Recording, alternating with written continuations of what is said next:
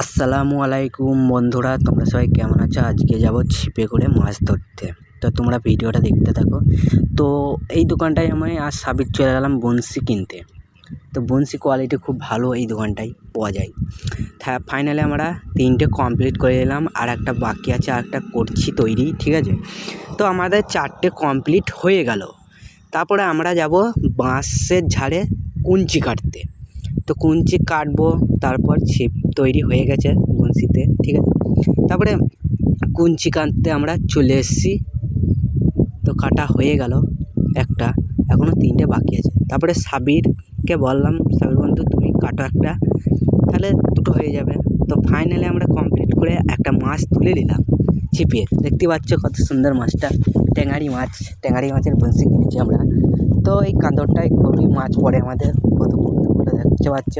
তো ভিডিওটা কেমন হয়েছে লাইক কমেন্ট শেয়ার করে জানাবে। টাটা।